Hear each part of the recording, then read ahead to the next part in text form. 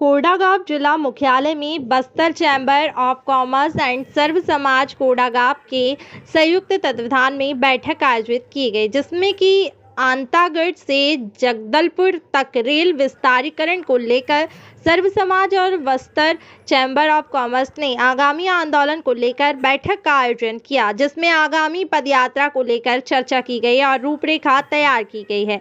आपको बता दें कि बस्तर में लगभग 1966 से यह रेल मार्ग की सर्वे की गई है, लेकिन अब तक बस्तर को रेल सुविधा नहीं पहुंच पाने को लेकर एक विशाल आंदोलन की तैयारी की जा रही है। आज़ादी के बाद भी रेल सुविधा का वाट जो रहे बस्तरिया अब जन आंदोलन के मूड में है। यह आंदोलन अब सीधे आर पार में बदलने वाला है। दरअसल यह आंदोलन रेल संघर्ष समिति के नेतृत्व में आयोजित होगा, जिसमें बस्तर चैम्बर ऑफ कॉमर्स सहित कई अन्य संगठन और सभी समाज के लोग शामिल हैं, जो पूरी तरह सच्चाई और अहिंसा पर आधारित होगा। इसके लिए फिलहाल बैठकों का दौर जारी है। इसके खिलाफ अब पूरा समाज एकजुट होता जा रहा है। इसी तारतम्य में आज कोंडागांव में दूसरी बार बैठक हुई थी, जिसमें सर्व समाज में के नेतृत्व में पूरे समाज के लोग, आज 62 समाज के लोग सम्मिलित हुए थे इस बैठक में, और सभी का एक मत से ध्वनि के साथ ये तय किया गया कि जल्द से जल्द इस पदयात्रा को जारी किया जाए और सरकार जो हमारी सोई हुई है, जनता की सुविधाओं के प्रति जो सरकार का रवैया एकदम उदासीन है, उसके खिलाफ जल्द से जल्द जन जागरण पदयात्रा शुरू किया जाए। और हमारे आंदोलन का प्रथम चरण में जो हथियार है, हमारा हथियार अहिंसा और सच्चाई के साथ है, जिसको लेकर अभी संभागीय कोर कमेटी के भी सदस्य यहाँ मौजूद हैं और यहाँ के भी लोग हैं।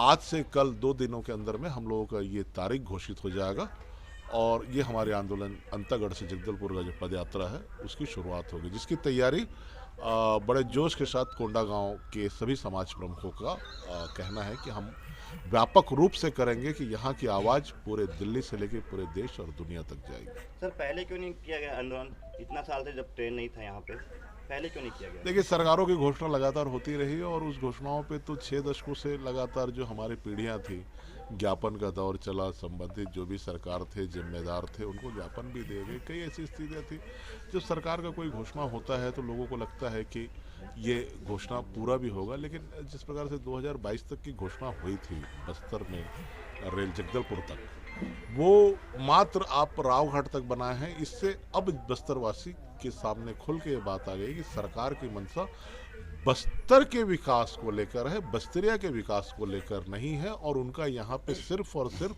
हमारे खनिज संसाधनों का दोहन से ही मतलब है। आपने कहा शांतिपूर्ण तरीके से विरोध प्रदर्शन किया जाएगा, अपनी मांग रखी जाएगी। अगर सरकार आपके शांतिपूर्ण रवैये से संतुष्ट नहीं होती, नहीं मानती आपकी मांग को, तो आगे आप लोगों की रणनीति क्या होगी?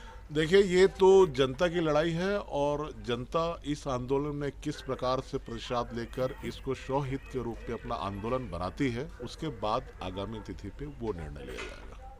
सर, ये आंदोलन आपका अंतागढ़ से चालू होकर जगदलपुर में पदयात्रा में समाप्त हो जाएगी या दिल्ली के जंतर मंतर तक जाएगी? नहीं, देखिए, हमारा तो यहाँ से ही खनिज जा रहा है, जहाँ से आपका जंतर मंतर से लेकर बुलेट ट्रेन तक सरकारें घोषणा करती है, और हमारे लिए पैसेंजर ट्रेन नहीं है।